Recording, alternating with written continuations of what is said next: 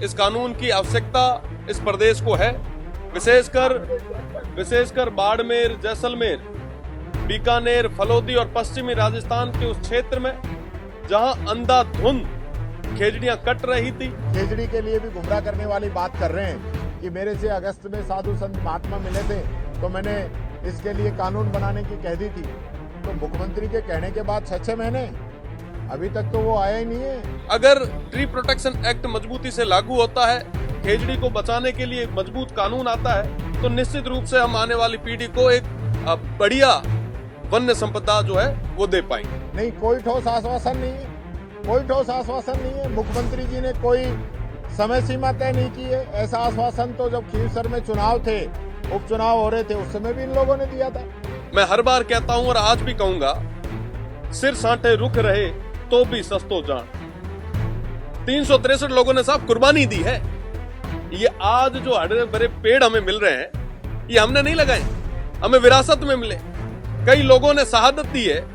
विधानसभा में खेजड़ी बचाने का बिल नहीं आया है, अभी तो कोई प्रपोज ही नहीं है, तो क्यों गुमराह कर रहे हैं, किसको बेवकूफ बना रहे हैं? कि विकास के नाम पे विनाश कतई स्वीकार्य नहीं। आज माननीय मुख्यमंत्री जी ने अपने जवाब में जो खेजड़ी को बचाने के कानून की बात कही है, कानून बनाने की, कानून लाने की बात कही है, मैं उनका आभार व्यक्त करता हूं।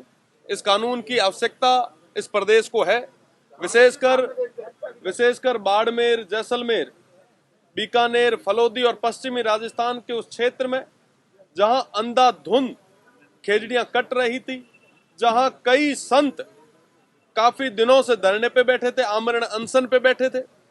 हर गांव, हर ढाणी में कहीं ना कहीं ये चर्चा हो रही थी, एक रोष था। आज कानून लाने की बात से मुझे लगता है कि बहुत बड़ा फायदा जो है आने वाली पीढ़ी को भी मिलेगा। अगर ट्री प्रोटेक्शन एक्ट मजबूती से लागू होता है, खेजड़ी को बचाने के लिए एक मजबूत कानून आता है, तो निश्चित रूप से हम आने वाली पीढ़ी को एक बढ़िया वन्य संपदा जो है वो दे पाएंगे। आंटी जी, क्योंकि एक तरफ तो सरकार ये कह रही है कि भाई 27% की हम सौर ऊर्जा के अंदर नंबर 1 है विश्व के अंदर में। अब ये खेजड़ी के पेड़ कहाँ से ऐड किए जाएंगे जब हम सौर ऊर्जा की बात कर रहे हैं? मैं आपको बताना चाहूंगा कि ये जो विषय है, खेजड़ी को बचाने का विषय जो है, ये राजनीति से इत्र विषय है। हमारा जो प्रदेश है, हमारा जो राजस्थान है, ये मां अमृता देवी का प्रदेश है। मैं हर बार कहता हूं और आज भी कहूंगा, सिर साँटे रुख रहे तो भी सस्तो जान। 363 लोगों ने साहब कुर्बानी दी है। ये आज जो हरे भरे पेड़ हमें मिल रहे हैं, ये हमने नहीं लगाए, हमें विरासत में मिले। कई लोगों ने शहादत दी है, और आज अगर इनको बचाने के लिए हम बात नहीं करेंगे तो मुझे लगता है कि हमारा यहाँ आना व्यर्थ है। मैं धन्यवाद देना चाहूंगा प्रदेश की सरकार को, और साथ ही साथ एक चीज और, कि विकास के नाम पे विनाश कतई स्वीकार्य नहीं।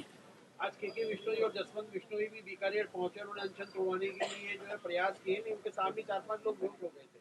देखिए, लंबे समय से जो संत महात्मा, सब हमारे संत धरने पे बैठे हैं, और मैं आज वापस इसी मंच से ये कहना चाहूंगा कि जो भी संतों का आदेश रहेगा, धरने को लेके भी, आंदोलन को लेके भी, मैं पहले भी कह चुका हूं कि सड़क से लेके सदन तक मजबूती से संतों के नेतृत्व में लड़ेंगे, और आगे भी जो कानून को लेके और तमाम चीजों को लेके उनका जो आदेश रहेगा, उस आदेश की पालना करेंगे। और साथ ही साथ मैं उन संत महात्माओं का, उन तमाम लड़ाकों का, 36 कौम के लोगों का, तमाम उन पॉलिटिकल लोगों का जिन्होंने मजबूती से बात रखी, उन सभी का आभार व्यक्त करता हूं। और ये जीत तो अभी तक आधी है, कानून आएगा तो पूरी होगी। ये जीत उन तमाम महात्माओं की है जिनके नेतृत्व में ये तमाम चीजें हो पाई। कोई चुनौती स्वीकार नहीं की, गुमराह करने की बात कर रहे हैं।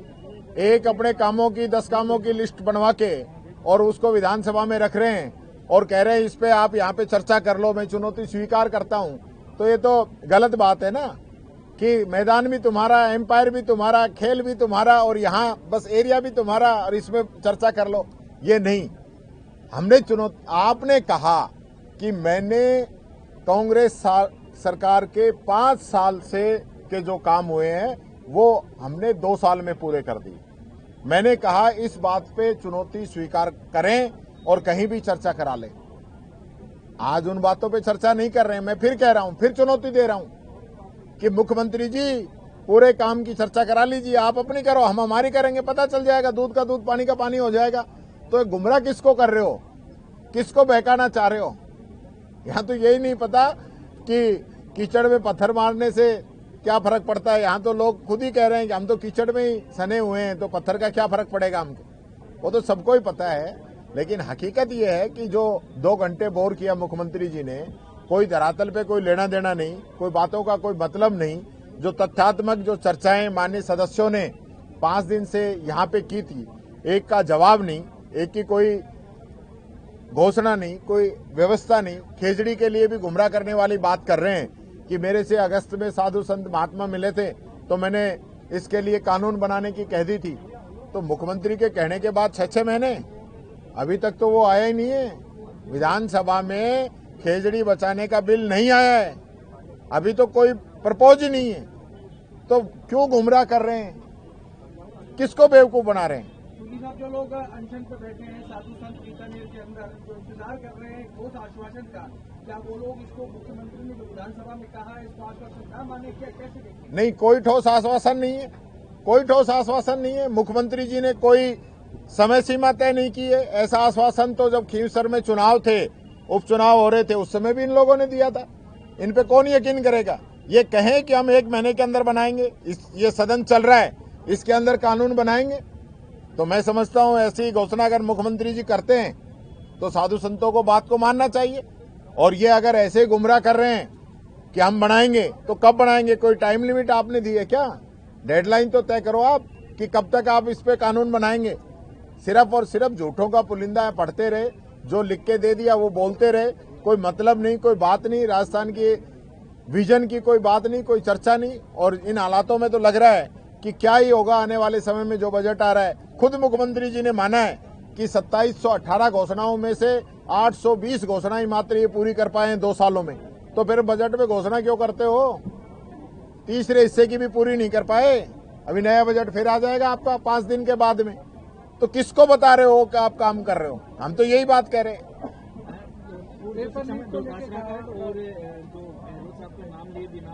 मुख्यमंत्री ने कटाक्ष भी किया है और जो पेपर लीक को लेकर तो काफी हमला है, वो बोला है युवाओं के सपनों की बात। देखिए, मैं एंट्री नहीं होगी और जो गलती करेंगे वो जेल जाएंगे। मैं फिर ये बात कह रहा हूँ, कौन कह रहा है जो गलती करे उसको जेल मत भेजो?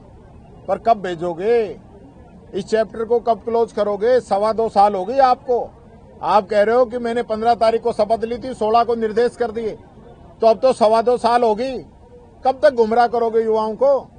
अब तो कोई ठोस योजना, जो मगरमच्छ पकड़ रहे थे, कोई बड़ी मछलियां कह रहा है, कोई सरगना कह रहा है, कोई माफिया कह रहा है, कौन बड़ा आदमी पकड़ा है बताइए आप?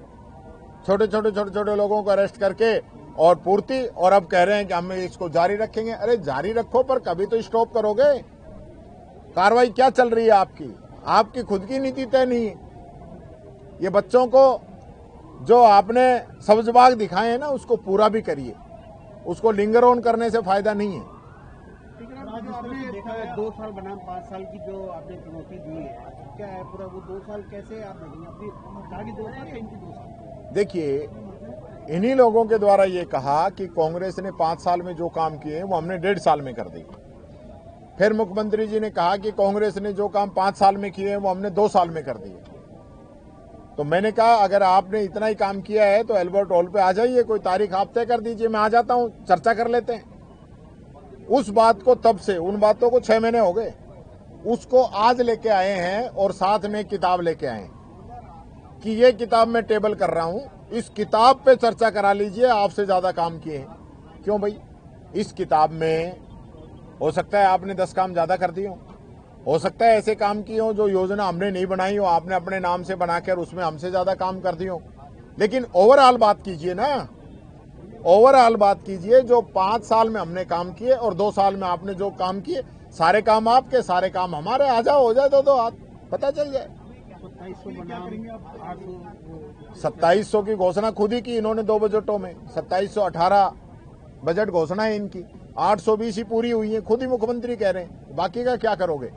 मुख्यमंत्री जी जहां से निकलते हो फ्लाईओवर पूरा नहीं हुआ, सहकार मार्ग का, सिविल लाइंस का, 2 तो इनके घर के सामने ही है।